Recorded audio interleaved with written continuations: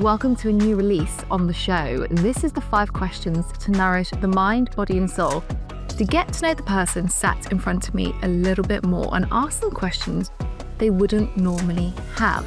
This has become very quickly one of my favourite parts of the interview. Now, we are re-releasing these because we released these months ago for our paid subscribers over on my newsletter, The Compassionate Cure on Substack. If you're not a paid subscriber, you will get these months in advance as being part of our community. However, we are now starting to release them.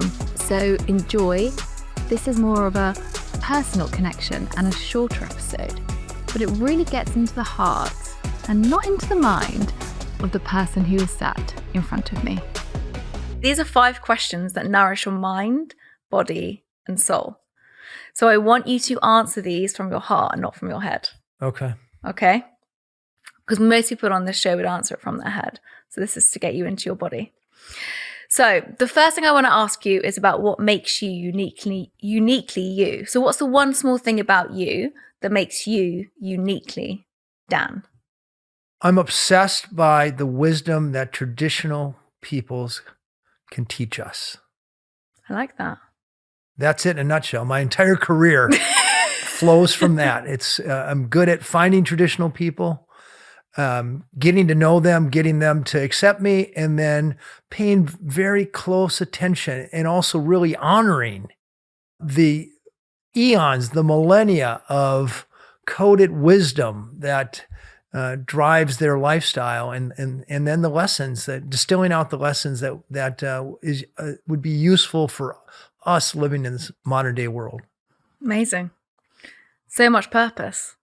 So much purpose. That's my ikigai, as they say in Okinawa, my sense of purpose. We're going to talk about that in the main episode. So the next one, I feel like I learned a bit about this over lunch, but I want to hear what you're going to say. This is overcoming resistance. So what's been the most persistent area of resistance in your life, and how did you overcome it? Different stages presented different challenges. In the early days, everybody else around me who graduated from the university were getting jobs and becoming successful in the society's definition of success. And meanwhile, I was riding my bicycle across continents, and it was overcoming all the other societal cues that told me that I was being a truant instead of being a responsible adult. And now the big challenge is I feel like I've been very successful and very productive, but somehow putting that mindset on hold and understanding that a full life is equal measures purpose or seizing life and also enjoying it, savoring it. And the program that gets you successful in the former also forces you to miss the latter. So that's my big challenge now. A lot of presence, but also really understanding what's the definition of enjoying life. At the end of the day, this isn't a dress rehearsal. And by the way, in Blue Zones, they spend a lot more time enjoying life than we do, and they live longer. And that's an important point, that the sort of Blue Zone formula for longevity not only yields another decade or so of life, it's good life. The same things that get you to a healthy age 100 help make the journey enjoyable. And I lost a little bit of that in my sort of pursuit of making this whole thing successful. I think we all do that because we're on this hamster wheel. Yes. Of continuous, what's the next thing, as opposed to stopping and actually celebrating those moments. Celebrating the moments and understanding that there's a lot of really great moments that are kind of outside of our obsession or our passion. And they have to do with nurturing relationships. They have to do with staying physically fit. They have to do with understanding what you really like to do on a Tuesday afternoon besides just work, or turning it off at 5:00 at night. And knowing that, maybe you like to watch Netflix, we'll do it. Or maybe you like to host a dinner party, or you like to go see music and stay up late and have a few cocktails. You should do that. Well, this brings me into my next question, which I wonder how this is going to feed in, which is the small changes, big impact. So what's been the smallest change that you've made that's made the biggest impact in your life? Moving to Miami has made the biggest impact. Fortunately, when I arrived, the rest of the world started arriving. So it's a coincidence. Who knows? They're following you. But it's it's where the world is kind of happening right now. New ideas. It's multicultural, and this seems little, but where you choose to live probably has the biggest impact on your happiness and your longevity than any other single decision you'll make. And just by way of example, where I live, I look at the ocean and it beckons me to come swim in it every day. I live in a walkable neighborhood with trees. It's very easy for me to get healthy food. There's enough concentration of people that I can find enough of them who are like me and I like, and who, challenge me and who I have fun with. So I have a great social network, and it's intellectually stimulating. In other words, I don't have to make a big effort to do the things I know that are going to nurture my soul and nurture my body and nurture my mind. You've reduced the friction. Well put. Okay. So I would like to know if that leads into this, which is health transformation. So what's the one health related change that you've made that has significantly impacted your well-being? It's cutting meat out of my diet and cutting most processed foods out of my diet. But probably meat is probably the biggest thing. I feel healthier. You feel better?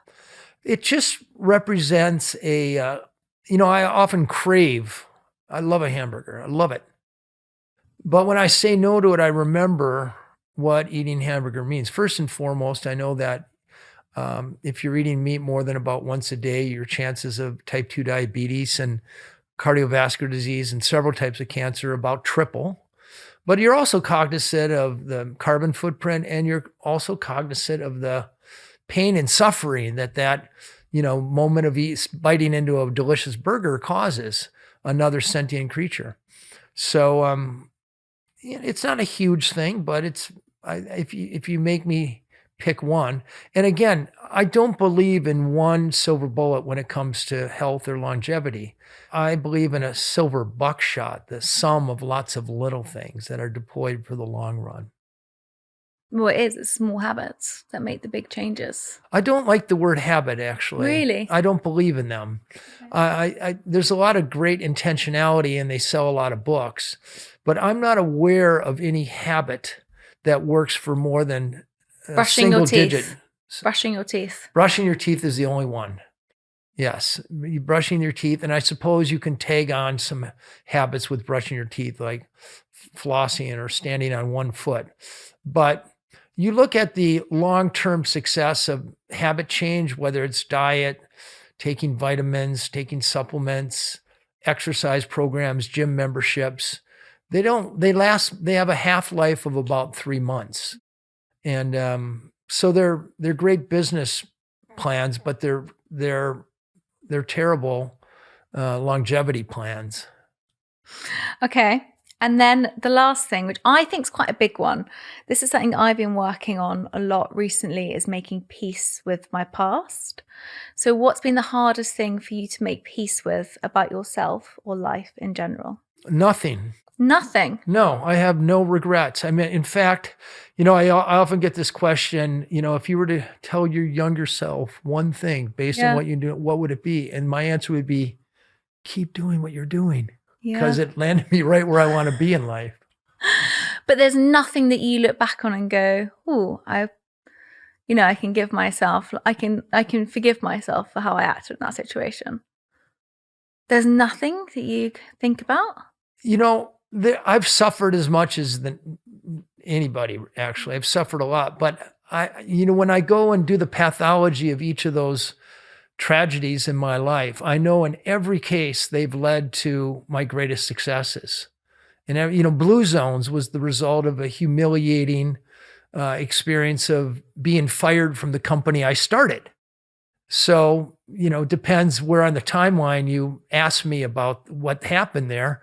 If you ask me and you're 2001, I would say, oh my God, it's the worst thing that ever happened. But if you ask me in 2005, when I wrote the cover story, most successful cover story for National Geographic, I'd say that was the best thing that happened, because otherwise I'd still be doing that same damn thing I was doing before I got fired.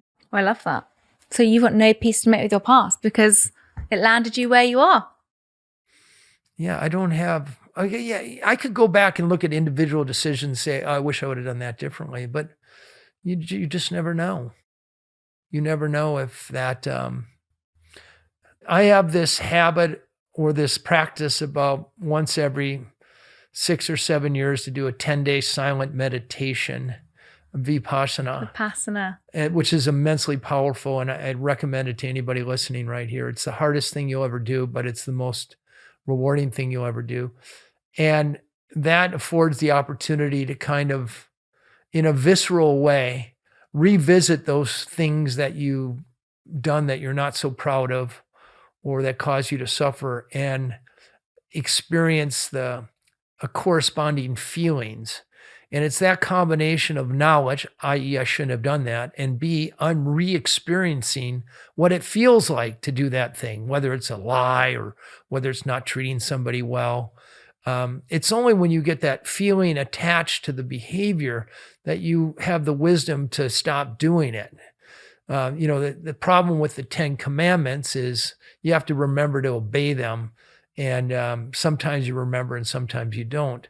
But if you have an associated feeling that you've learned to recognize with behavior that's not right, then you have the wisdom to not do it anymore. That feels like making peace with your past. Okay. Peace with my past, yes. Yeah. But my past isn't unpeaceful. So I don't know. But yes, to put it in this context, this box, yes, we'll call it Dan's peace with the past. Yeah, I like that. Okay. Thank you. You're welcome.